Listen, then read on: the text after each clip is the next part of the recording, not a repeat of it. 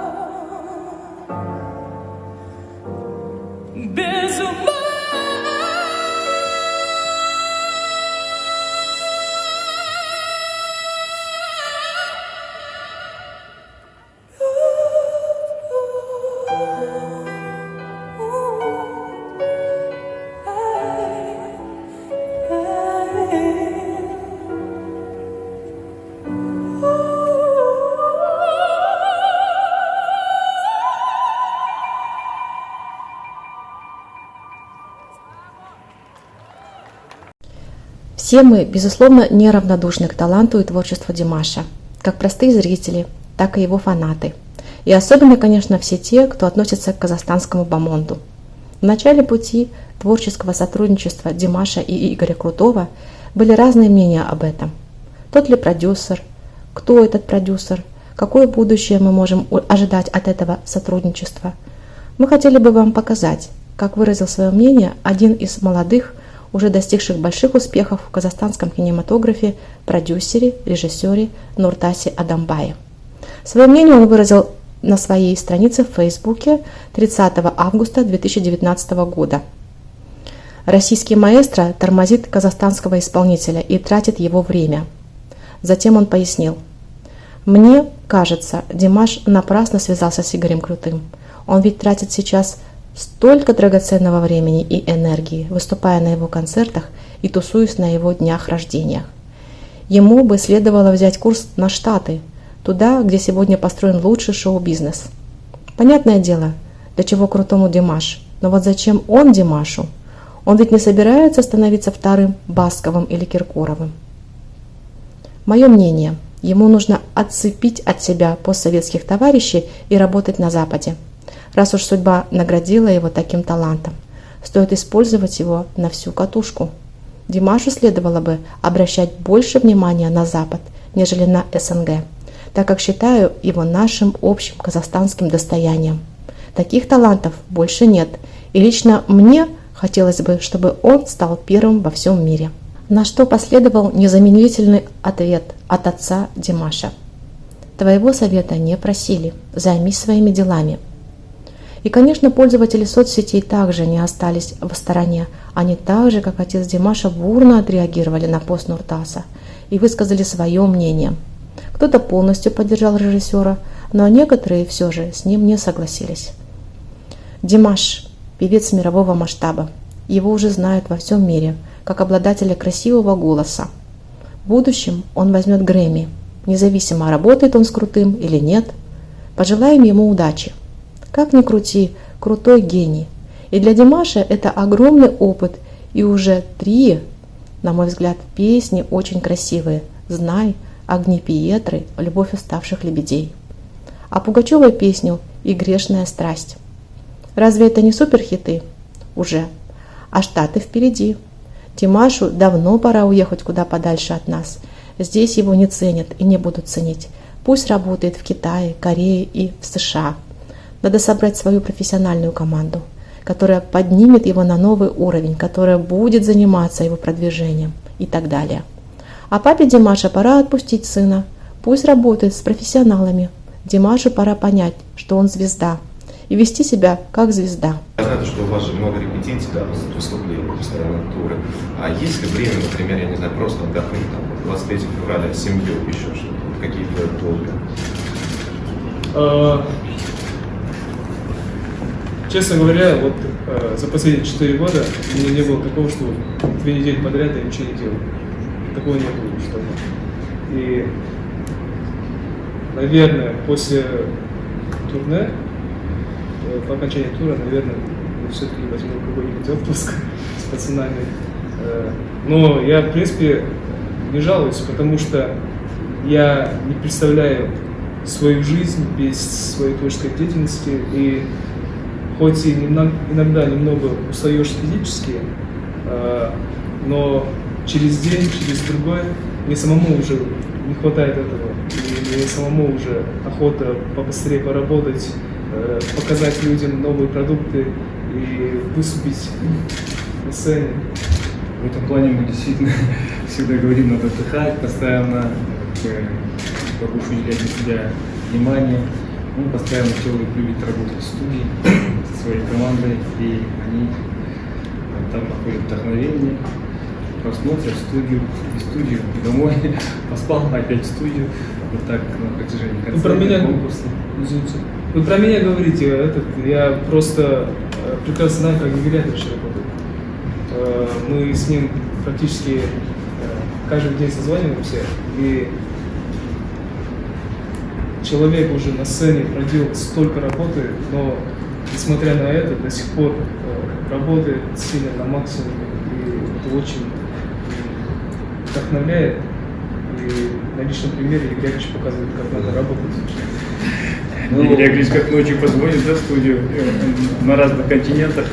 Я сочинил песню, показывают, и мы все радуемся. И плохой мелодии никогда не встречалось, когда Игорь Андреевич получать. Но мы сейчас готовим. Вот это, кстати, песня мне очень понравилась. Немного о Нуртасе Адамбае. Этот человек внес новую, свежую струю в казахстанский шоу-бизнес тем, что стал высмеивать казахстанскую действительность через комедийный жанр кинематографа. Этот человек бывший КВНщик, выступал в высшей лиге КВН от Казахстана, создатель суперпопулярного проекта в Казахстане «Наша Казаша» и многих других комедийных фильмов. Прошло больше года с этих бурных дискуссий о сотрудничестве Димаша и Крутого. И каков результат? Все это мы обсудим в нашем видео. Российский музыкант и композитор Игорь Крутой был специальным гостем на концерте мирового турне «Арнау Тур» на знаменитой арене Мегаспорт 9 марта 2020 года в Москве вместимостью более 14 тысяч мест. У Димаша уже были 2 аншлаговых концерта в Кремле, а этот концерт был на стадионе в Москве впервые. И он тоже имел большой аншлаг. После этого концерта было много заметок в интернете. Но на одном из них мне бы хотелось особенно остановиться. Почему именно эта статья? Очень хорошая конструктивная критика. А еще почему? Потому что своими мыслями делится, на наш взгляд, музыкант-профессионал, который дал собственную точку зрения, оценку о происходившем на концерте, о Димаше, о его фанатах. Статья Гуру Кена, так зовут автора, Димаш Кудайберген дал первый стадионный концерт в Москве, была опубликована на сайте newsmus.com 10 марта 2020 года.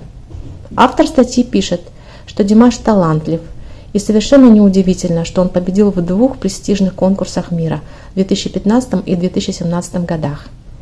Автор начинает свою статью с описания того, как воспринимают Димаша зрители.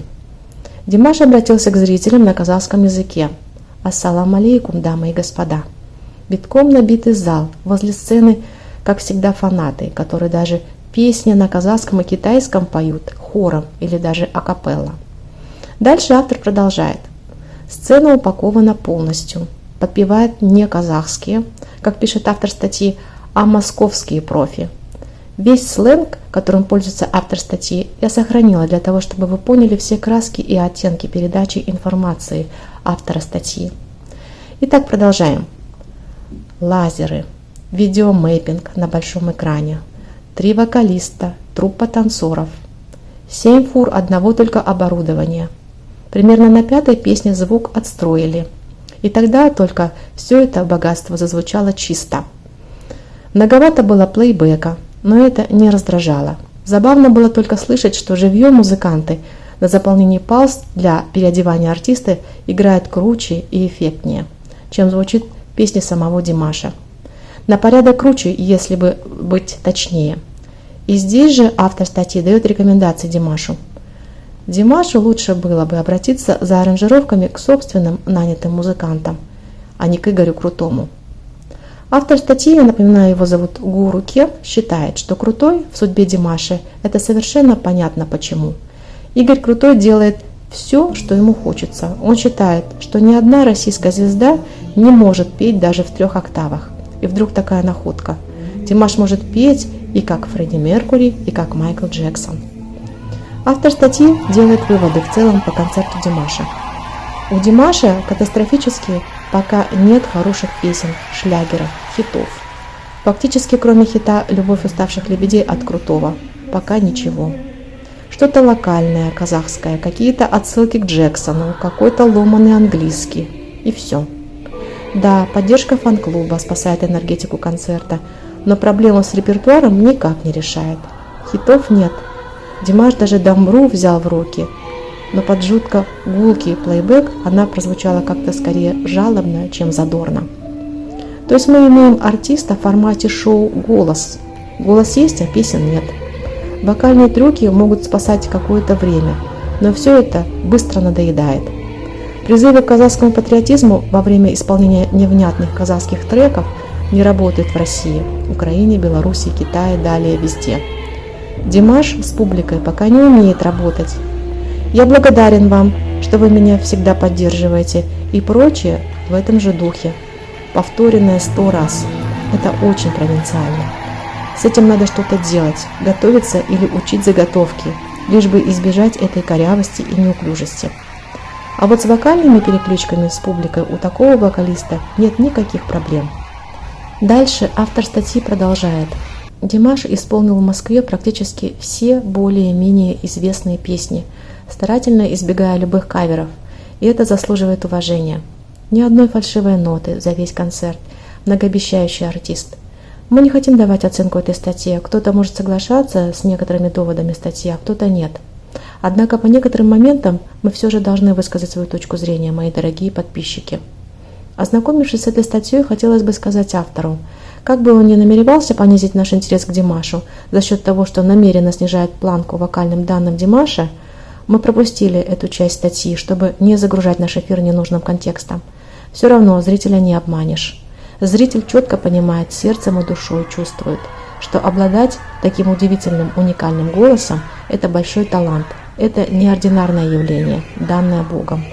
Поэтому к Димашу на концерт идут миллионы зрителей, а феномены Димаша хотят узнать люди по всему миру. Создаются фан-клубы, радио в разных странах мира, а YouTube-канал просто наводнен информацией о непревзойденном Димаше. Интерес к Димашу возрастает в геометрической прогрессии. Людям интересна не только феноменальность, самобытность певца, собственная интерпретация, аранжировка песен. Зрители ощущают, переживают вместе с певцом разные глубокие чувства в его песнях, в его исполнении песен. Да, к сожалению, у Димаша нет еще широкого репертуара, как пишет автор статьи, но все придет со временем, как у большого профессионала. Возможно, он еще не мастерски владеет общением с публикой, с залом, но и это тоже нарабатывается годами. Мы ожидаем, что программа выступления Димаша расширится. К совершенствованию программы приведет его опыт с новыми продюсерами, музыкантами, композиторами.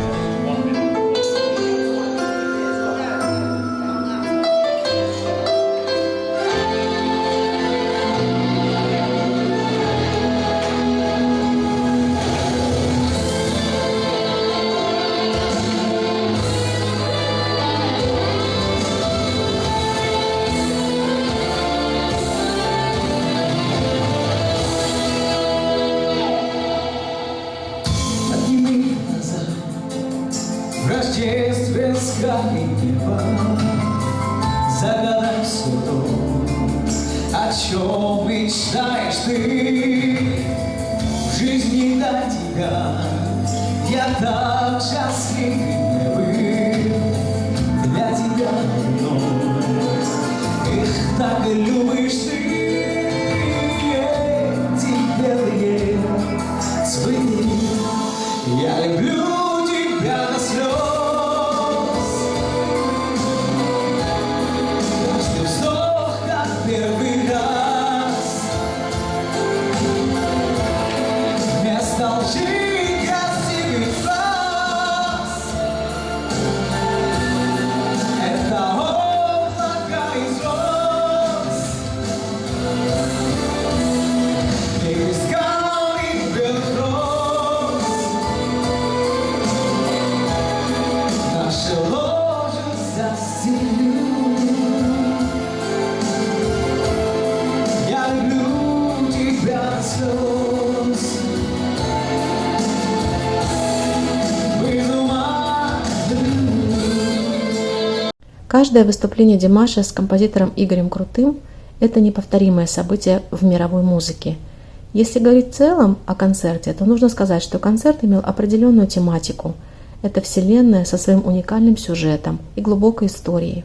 Таким образом, казахстанский певец Димаш Кудайберген сделал акцент на том, что в современном мире происходит очень много болезненных вещей, таких как голод, природные катаклизмы, разруха, загрязнение воздуха и война. И песни Игоря Крутого в этой тематике звучали как песни, посвященные любви. Превосходное настроение было у зрителей, когда они с первых нот слышали знакомые всем романтические мелодии песен Игоря Крутого о прекрасной любви, исполненной Димашем. Давайте обратимся к передаче «Привет, Андрей», юбилейный вечер 65 лет Игорю Крутому. Выпуск ее состоялся в первых числах сентября 2019 года. Димаш вспоминал, как подростком, еще будучи учеником средних классов, видя по телевидению передачи с участием Игоря Крутого на «Новой волне», думал: «Почему пою не я? Почему Лара Фабиан?» Такие мысли были у Димаша еще в подростковом возрасте – петь песни Игоря Крутого на большой сцене. И мечты превратились в реальную действительность. Теперь осуществляется прекрасный, творчески крепкий тандем артиста Димаша Кудайбергена и композитора Игоря Крутого. На этой передаче «Привет, Андрей», когда Игорь Крутой начал вспоминать вместе с мамой, как проходил творческий процесс у композитора, как он находился в постоянном поиске новых талантов, то мама Светлана Семеновна Крутая призналась. Она всегда говорила сыну: «Найди какого-нибудь молодого талантливого певца». Андрей Малахов попросил Димаша вспомнить, как он познакомился с Игорем Крутым. Димаш рассказал: «Я всегда хотел петь песни Игоря Крутого. После Сингера 2017 в Китае ко мне поступило множество предложений о сотрудничестве от композиторов и продюсеров попеть здесь, в России. Но я почему-то это все откладывал. Мы распланировали развитие моей карьеры в другом направлении. Когда мы познакомились с Игорем Яковлевичем, у меня сердце стучало нереально. У него такая энергетика. Я подошел, поздоровался, на что Игорь Яковлевич ответил: «Как твои дела? Как ты?» Мы сразу начали общаться. Мы нашли быстро общий язык. У нас отношения не как у композитора и певца, а как у отца и сына. Я могу рассказывать все свои секреты. Я ему очень доверяю. У нас очень теплые отношения. У нас никогда не было разногласий. Я считаю, что даже не только в моем случае, а в случае легендарных звезд, это большая удача, если Игорь Яковлевич будет писать песни ему». Давайте немного поговорим об Игоре Крутом. Мы много просмотрели информации о жизни и творчестве Игоря Крутого. Изложим ее вкратце. Игорь Крутой родился на окраине небольшого городка Гайворон, живописно раскинувшегося на берегу Южного Буга в Украине. Его отец Яков Михайлович работал экспедитором на радиозаводе, а мама Светлана Семеновна была лаборантом местной санэпидемстанции. У композитора есть младшая сестра Алла, с которой Игорь всегда очень дружен. Она младше его на 5 лет. Впоследствии она вышла замуж за итальянца, переехала в США и работала на телевидении. Игорь рос обычным мальчишкой. В доме у Крутых хранился старый трофейный баян, который отец иногда брал в руки во время домашних посиделок. Игорю тоже нравилось перебирать клавиши ветхого инструмента, и он сам не заметил, как научился на нем играть. Не зная нотной грамоты, он мог повторить песню, один раз услышав ее по радио. Игорь Крутой, отлично окончив Кировоградское музыкальное училище, попытался поступить в Киевскую консерваторию, но не прошел конкурс. Проработав год учителем музыки в сельской школе, он поступил в Николаевский пединститут на дирижерско-хоровое отделение. Во время учебы Игорь подрабатывал в местном ресторане, где познакомился с Александром Серовым, ставшим его верным другом и соратником на долгие годы. В 1979 году Крутой устроился пианистом в ансамбль Валентины Толкуновой и хорошо зарекомендовал себя среди столичных музыкантов. Также он выступал вместе с Евгением Леоновым. Но амбициозному провинциалу этого было недостаточно. Он хотел заявить о себе как о композиторе. Вскоре Игорь позвал в Москву своего друга и коллегу Александра Серова. В 1988 году Александру Серову удалось попасть на международный музыкальный конкурс в Будапеште с песней Крутого «Мадонна» и стать там победителем. Впервые песня «Мадонна» прозвучала в эфире программы «До и после полуночи». Наутро ее уже распевала вся страна. В 1989 году Игорь Яковлевич создал продюсерский центр АРС, в рамках которого организовал грандиозные музыкальные проекты мирового масштаба. Его музыкальные фестивали «Новая волна» в Юрмале и Сочи, мероприятие «Песня года», продюсирование 4-й «Фабрики звезд», успешное сотрудничество с Ларой Фабиан, Андреа Бочелли, а сейчас с Димашем Кудайбергеном делают Игоря Крутого еще более популярным. Игорь Крутой женат второй раз. Со своей первой женой Еленой он познакомился в 1979 году, композитору было 26 лет. Молодожены ютились в маленькой квартире. Осознавая плачевность финансового положения, они развелись. В октябре 1981 года родился их сын Николай. Сейчас Игорь Крутой живет на 2 страны. Он очень часто бывает в США, потому что его жена с детьми, а также мама живут в Америке. Его жена Ольга, с которой он познакомился на вечеринке в США, куда он приехал в начале 90-х, чтобы представить свой проект «Песня года», является бизнес-вумен. Ольга давно обосновалась в Америке, вышла замуж и родила ребенка, дочь Вику. Она понятия не имела, кто такой Игорь Крутой. Не догадывалась она и о том, что стала первой за долгие годы женщиной, которая покорила его сердце. В 2003 году у Игоря Крутого и Ольги родилась дочь Саша. Девушка живет вместе с мамой в Америке. Вот несколько строчек из биографии Игоря Крутого. Давайте теперь вернемся к вопросу о сотрудничестве Димаша Кудайбергена и Игоря Крутого. Помимо творческого союза с Игорем Крутым, Димаш успешно сотрудничает с пекинской компанией BG Talent. Также Димаш поддерживает творческие связи с представителями компании BMG Bertelsmann Music Group Entertainment из США, а также с композиторами из таких стран, как Швеция, Англия, Корея, Китай, Франция, Россия и другие. Вся продюсерская деятельность артиста осуществляется творческим центром Димаш Али. Игорь Крутой не раз восхищался талантом Димаша Кудайбергена. Он шокирован многогранностью техники исполнения, природного таланта, мастерской игрой диапазона голоса. Композитор понимает, что Димаш на наших глазах совершает революцию в поп-музыке. Димаш становится эталоном для всех певцов исполнительского искусства в жанре поп-музыки как в России, на всем постсоветском пространстве, так и во всем мире. Своим искусством Димаш показал, что музыка может иметь огромное влияние на людей, менять мировоззрение, вызывать сильные эмоции. Димаш привнес высокий стандарт в исполнении поп-музыки. Он повысил планку до высоких стандартов. Вот что Игорь Крутой в одной из статей о своем творчестве, о своей семье сказал, почему дочь не занимается музыкой. Он считает, что профессия музыканта в наше время требует высоких стандартов. Он говорит, все-таки в профессии музыканта и певца надо быть или в числе первых, или не заниматься этим. Середнячком нельзя быть, иначе жизнь не удалась, будешь смотреть на более талантливых коллег и завидовать им. И будешь жить с этим неудовлетворением. Игорю Крутому нравится работать с Димашем, он как будто приобретает новое вдохновение для создания новых хитов или реанимирует старые хиты в новом прочтении. Игорь Крутой стал активнее в социальных сетях, большую популярность приобретая официальный канал Игоря Крутого на YouTube. Такого же мнения о высоком профессионализме и о феноменальности Димаша придерживается его друг и коллега Александр Серов. В эксклюзивном интервью на гастролях в начале марта 2020 года в Алматы он говорит: «Я буквально год назад узнал, кто такой Димаш. Игорь мне, кстати, не говорил, но когда дошли слухи, как он разворотил Китай, тогда я обратил внимание и послушал. Конечно, я был ошарашен тесситурой Димаша, ибо это феноменально.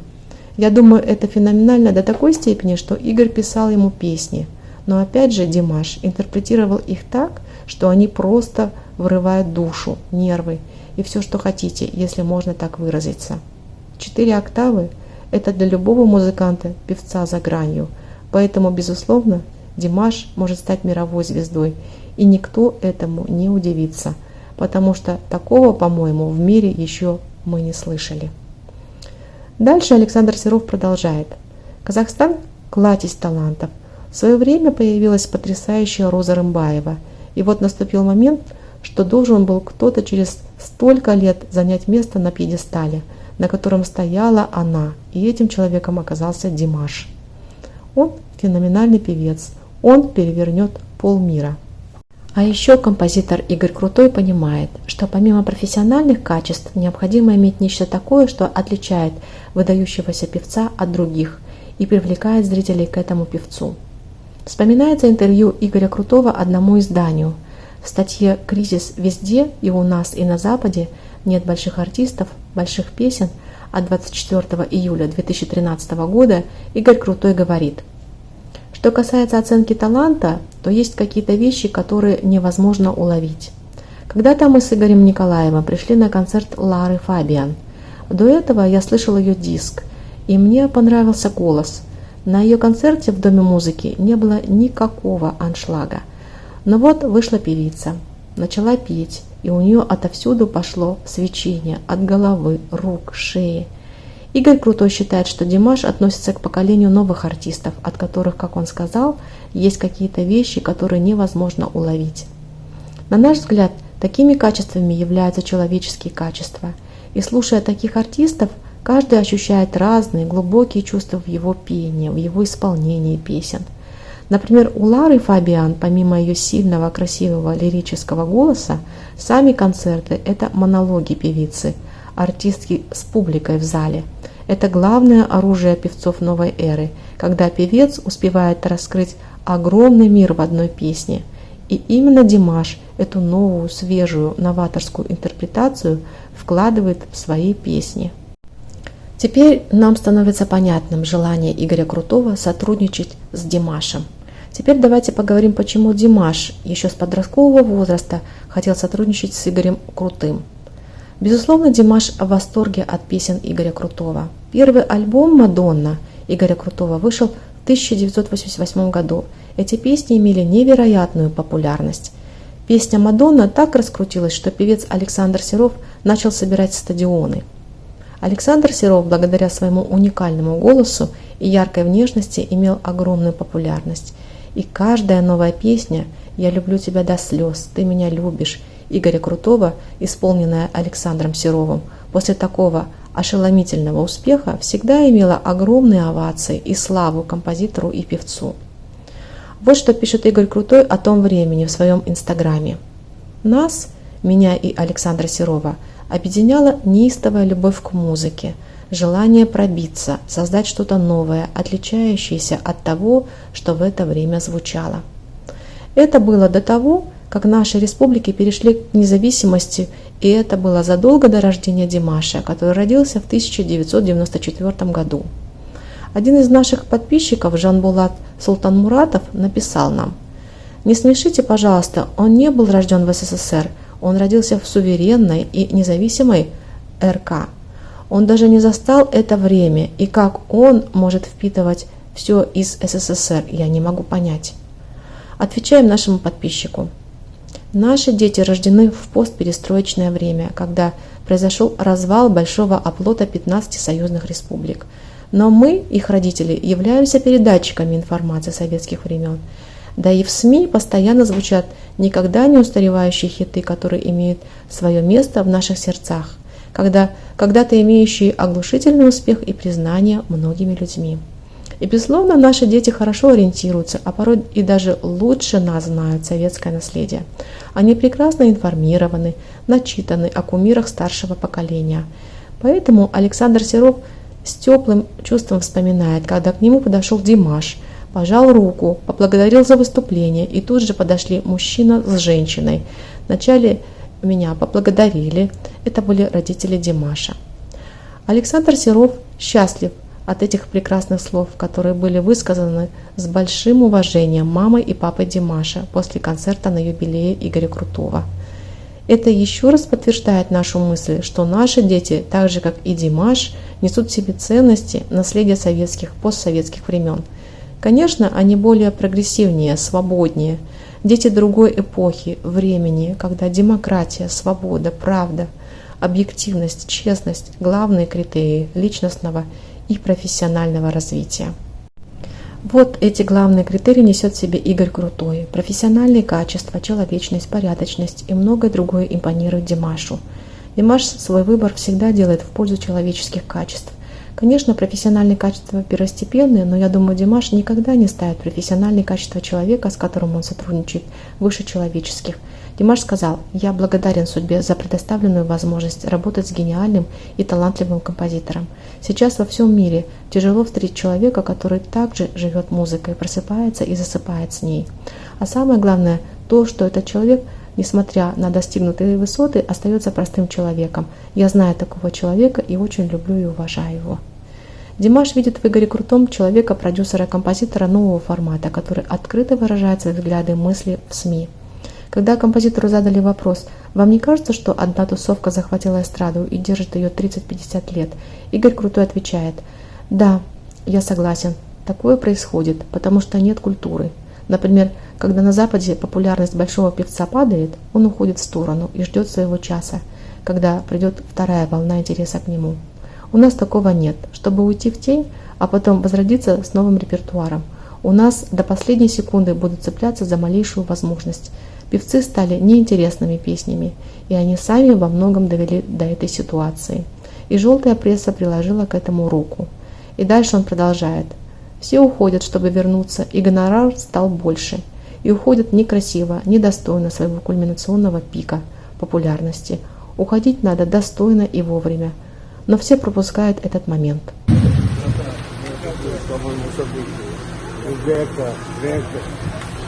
Да, добрался. Долетел, наконец-то.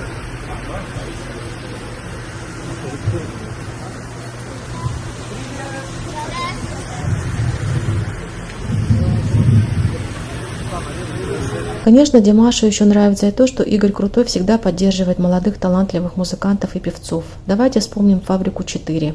Этот музыкальный проект дал много артистов, которые сейчас очень популярны. Это Ирина Дубцова, Стас Пьеха, Доминик Джокер, Тимати, который потянул целое направление хип-хоп.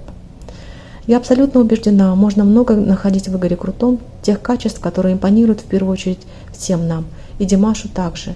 Но все же нужно сказать, что молодое поколение в лице Нуртаса Адамбая, о котором мы говорили в начале нашего видео, лучше чувствует новые направления.